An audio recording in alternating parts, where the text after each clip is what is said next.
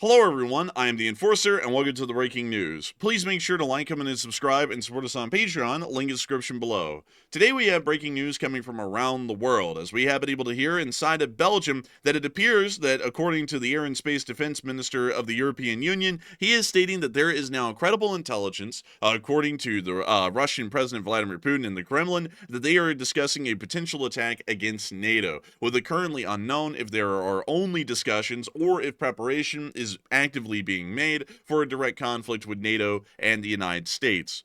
This is a fairly large sort of a revelation, as we generally have known that the Russian Federation is in a hostile footing against the West, and that they are eventually working towards escalating a situation to the point of a direct armed conflict between Russia and NATO. This is the first time that we've ever heard anyone in the European Union directly confirm that they have intelligence and information that has suggested to them that the Russian Federation is actually going to be trying to conduct an attack against NATO at some point in the future, and is taking serious considerations of that right now. We have seen in the past that multiple drone incursions have been conducted by the Russian Federation into Poland, Romania, Latvia, and other countries, and we've also seen the MiG-31 incursions along the airspace of Estonia, just 5 miles north of Tallinn. All of that gives us a pretty decent idea that the Russian Federation is already trying to provoke an incident with the greater part of Europe, and we've also seen endless provocations against the United States, like the Yasin-class submarine issuing a threat and then immediately skirting off into the deep, undetected for about 3 days afterwards. The Russian Federation is making it quite clear through their actions that they are trying to prepare for a larger conflict with NATO, or that they're on a hostile footing with NATO at a bare minimum, but these statements by the European Union's Air and Space Defense Minister is only confirming that further today. Many countries inside of Europe have already started to understand this well in advance of this official statement made today, and have been trying to make every possible effort to prepare for this upcoming conflict, including rearming and also preparing some form of drone defenses, or at least racing to try and develop widely fieldable drone defense systems. In the meantime, we do not see those, and that still shows as more drone sightings were spotted over Oslo today, at least the Oslo International Airport, with a Norwegian air pilot stating on approach that he thought he saw 3 to 5 drones near to the airport. This led to a full-scale investigation by Norwegian authorities, and all of the other incoming flights were diverted to airfields around the surrounding area, or were diverted to airfields outside of the country.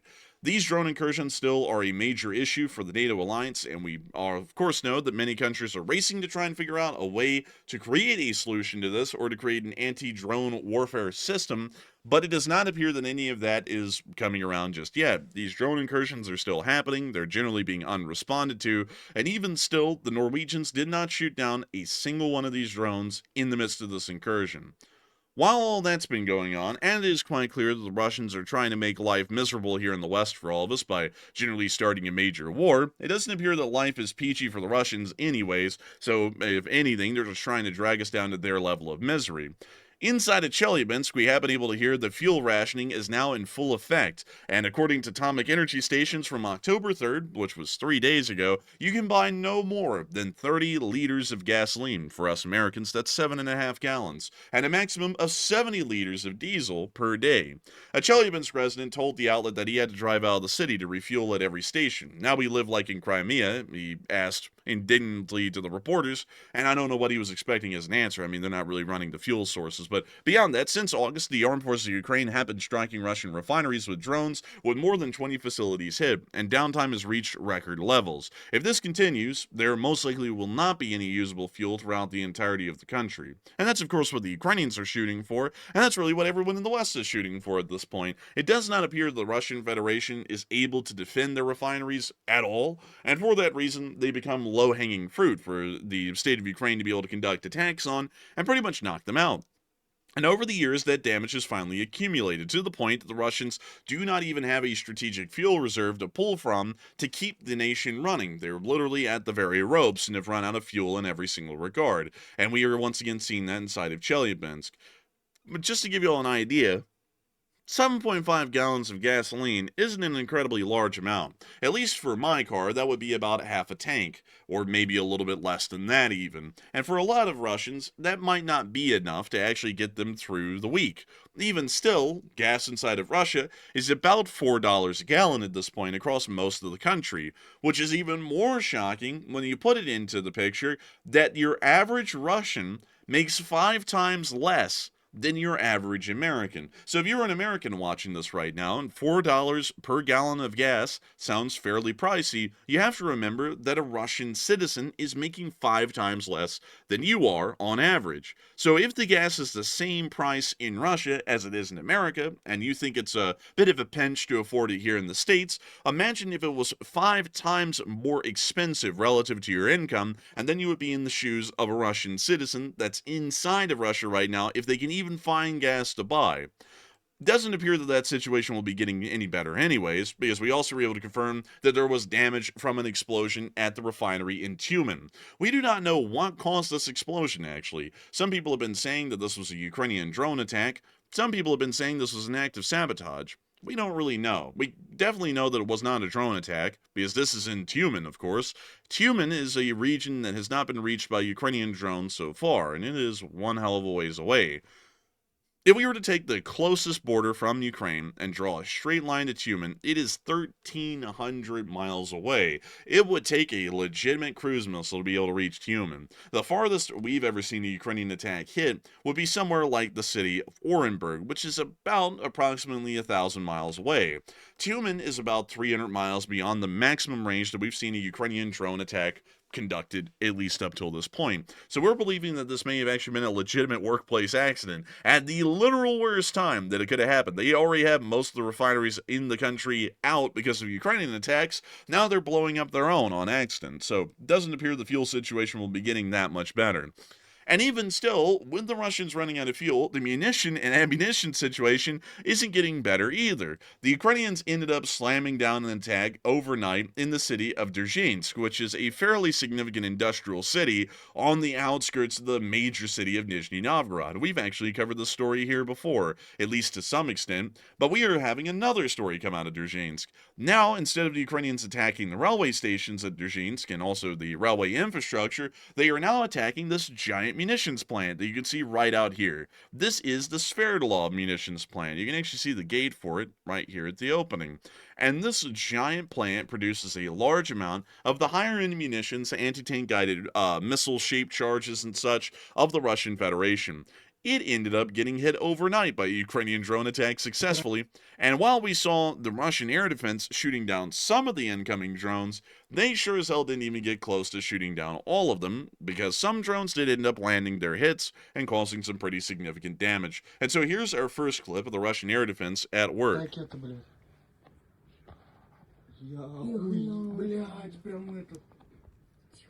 And we see the hit slamming dead on.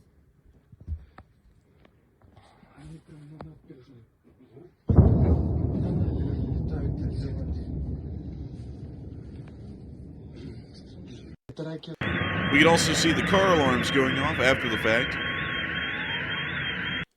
And also a confirmed hit in the distance.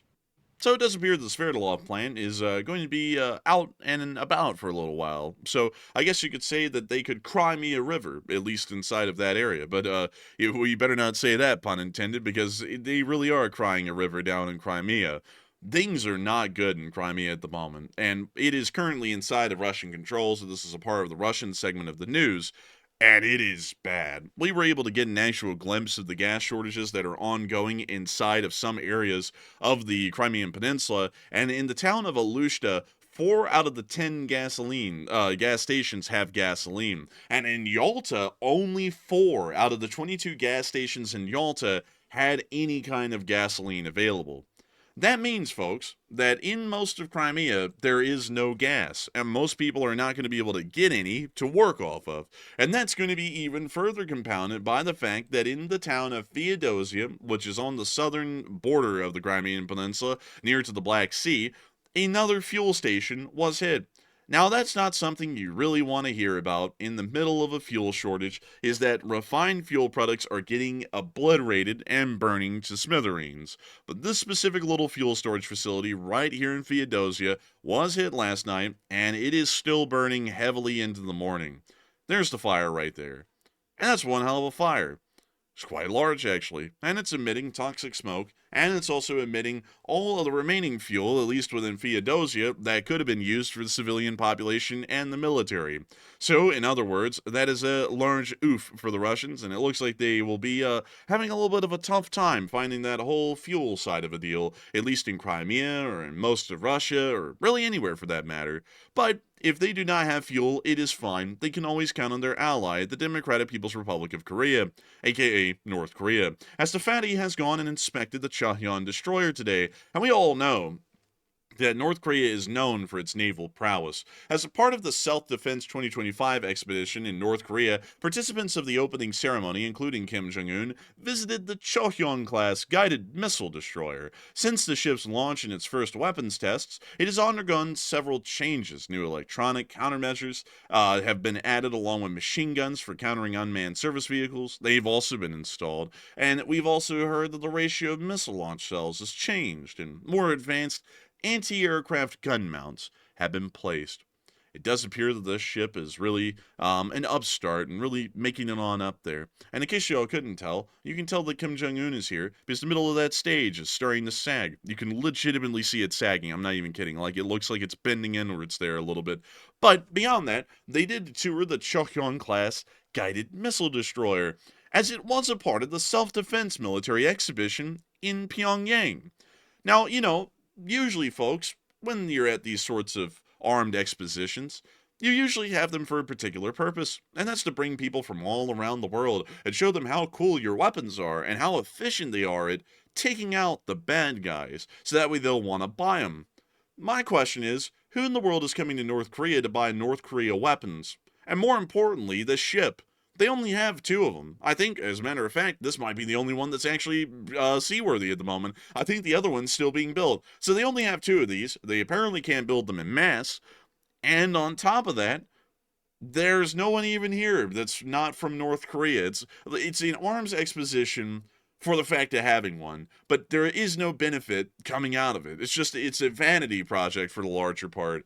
And that is absolutely ridiculous. I'd also like to give a huge shout out that while North Korea absolutely hates America's guts, they do have some ropes on the deck that are red, white, and blue. So I love to see that while they hate the United States, they hate us because they ain't us. Because even their mooring ropes generally do have the American colors and standards on them. That's always a wonderful thing to know. You can also see that Kim Jong-un is in the middle of the ship right now, right in front of the gun. You can tell because the ship's about to dip below the waterline here if this was a video. Anyways, we also got to see them wandering around the deck, or more so the bridge, of the Chohyong-class destroyer. And we were able to see the roofs that look like they're out of a 1970s office. We also got to see the computer screens, which really is quite advanced. We can also see that they apparently are showing something of the ship's location, which is certainly on the Daedong River, or the Taedong River, which goes through Pyongyang. We can also see this guy looking straight ahead. Everyone's looking around, quite proud. Kim Jong-un's wondering if he can eat it. It's a fairly normal day in North Korea for the large part. We also were able to see him here standing around on the bow of the vessel, or really everyone standing on the bow of the vessel, looking around and marveling at this ship, which is not even that impressive, to be entirely honest with y'all. The issue that I've had with this ship, folks, is that they call it a destroyer, but it's only 5,000 tons. And 5,000 tons for a displacement isn't that big. That is usually what would be called here in the West a corvette. A destroyer, like the Arleigh Burke, is about 10,700 tons. This thing is 5,000. So this destroyer, quote-unquote, is half of the size of an American destroyer. Not quote-unquote, that's a legitimate figure. This thing's half the size, and they're calling it a destroyer, and that's the thing that I have an issue with. This thing is more like a guided missile corvette than it is a destroyer. It doesn't even really match the description of a frigate, for that matter, which is just a little bit of a size up from a corvette. But the North Koreans, of course, they're known for hyperinflating what they're capable of and what the ship is and all that, so on and so forth. They do it with everything. But still, it's not that great of a ship. And also for close-in weapon systems, they have a Pantsir air defense system. You can see it right there. Those are the ones that have been failing to shoot down anything in Ukraine for the most part throughout the war. And they also have some AK-630s for close-in weapon systems. Beyond that, we don't really know what kind of air-to-air missiles they would have, or ground-to-air missiles this ship would carry. The North Koreans really aren't known for making their own missiles, so they most likely are S-300s and S-400s. So basically what this thing is that it's a slightly modern, really badly attempted Russian air defense platform at sea. And that's about all it can do. We don't really think it can do much more than that. So moving on out of that, and all that about the Chohyun, we are going to be moving on and into the Middle East, as we have been able to get some updates on the situation inside of the Middle East. And we have been able to hear that some are saying, at least according to Twitter, that Hamas is stating that it will not lay down its weapons until Israel's occupation ends and a Palestinian state is established. I have looked at the sources that this apparently came from, and it didn't state that exactly, but it did state that there is a great deal of hesitancy on both sides, both the Israeli and the Hamas side, about a deal being reached at all. Hamas believes that if they give up the hostages, the Israelis are just going to get back to war now that they'll have the hostages. On the other hand, the Israelis are believing that none of the hostages are even alive, and this is all pointless, and also even if they get the hostages, Hamas will not hold up their end of the deal and will just continue fighting. In general, both sides are not really trusting the other, and it already appears that this is not off to a good footing, because if there isn't even any level of an attempted trust, even by one side or the other, this is going to end up going nowhere. I would generally expect, folks, that after about a week or two of attempted negotiations, this is either going to be pushed forward by force by the United States, and then it'll collapse in probably a couple of weeks, or this is just going to collapse in its initial phase, and then we're going to be right back to where we are right now, which is the ongoing war inside the Gaza Strip. Either way, this is not going to end well, in my honest opinion, and I wouldn't really expect much out of it, to be honest with you all folks, because it doesn't really look like there will be much coming out of this, at least in the long run. While all that was going on in the Middle East, we also heard that there was more shelling near to the Zaporizhzhia nuclear power plant today, and we are still hearing that the IAEA is stating that the shelling is threatening the nuclear safety of the plant. We have not been able to hear if a power line, a major high voltage power line, has been reconnected to the power plant. That we actually do not know of at the moment, and we're still trying to get more news and information on what in the world's going on at the plant. We were telling y'all a couple of days ago that the plant was in critical condition, and according to the IAEA, didn't have that much long to work on the emergency generators to be able to keep itself running. Since then, the IAEA and no one else in Ukraine, or in Russia for that matter, have made hardly any comments about this power plant. This is the first comment we've ever actually gotten, as far as the past few days have gone, on the Zaporizhzhia nuclear power plant. So we are still trying to figure out and ascertain the condition of the plant and tell y'all whether it's going to end up becoming a partial meltdown, if a crisis was averted, hopefully that'll be the answer we can come back with, or if there is a meltdown happening right now. We don't know what's going on with it at the moment, and we're just trying our best to piecemeal together what we are able to know out of the little tidbits of news like that one that we're getting from day to day. In the midst of all that, inside of Kyiv, we also were able to hear that Zelensky stated that the Ukrainians are going to be in the European Union, whether or not Orban was going along with it, apparently showing that the Ukrainians are going to try, along with their European allies, to force themselves into the European alliance, even if Viktor Orban is not a big fan of that. And generally, that's quite an interesting approach, and does appear to show that Zelensky is going to try hell or high water to get Ukraine into the European Union, which comes with a great deal of benefits for Ukraine and also for the Europeans. The Europeans will get access to a large amount of cheaper materials from Ukraine, and in exchange, the Ukrainians will also get access to the European economy, which is generally a fairly mutual sort of an exchange between the two parties.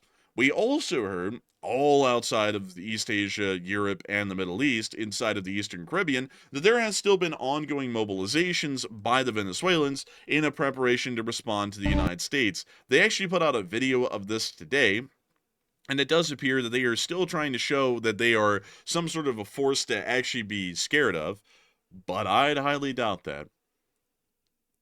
The Venezuelan military has been continuously trying to show that they are well armed and well equipped to face any sort of threat or adversary, but the truth of the matter is that they're poorly trained, they're highly corrupt, and also their equipment is pretty shoddy looking. Also, by the way, I forgot to mention, folks, these armored personnel carriers you're seeing on screen are actually provided by the People's Republic of China. So if you didn't think Chinese influence existed yet, oh, I can promise you it exists now. That is a Chinese APC. I mean, it just doesn't get more clear than that.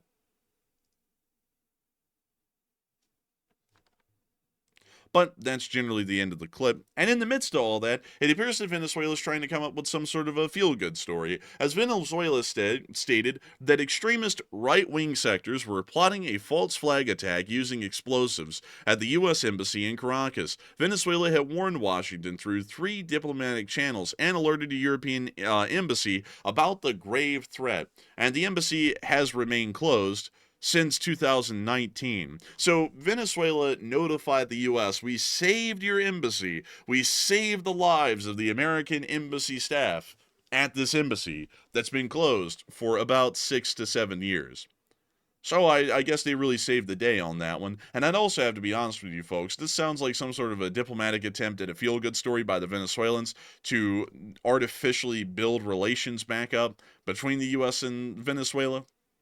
Because who in the world would care, like the United States for that matter, if the embassy is going to get bombed, if nobody is even there? I mean, nobody's even been there within a remote period of time close to the incident.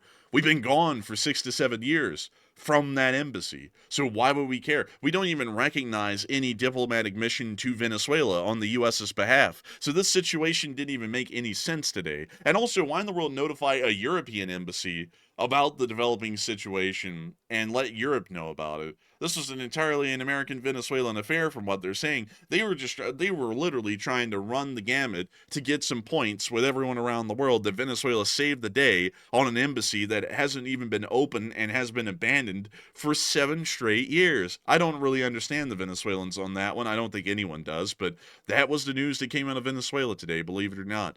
But nevertheless, that is all of the major breaking news that we have for the day. I have to thank each and every one of y'all so much once again for watching. If y'all have enjoyed, please make sure to hit the like button, and don't try and save the like button like the Venezuelans did, where it's not even an issue and it didn't even really happen and it's been abandoned for 6 years.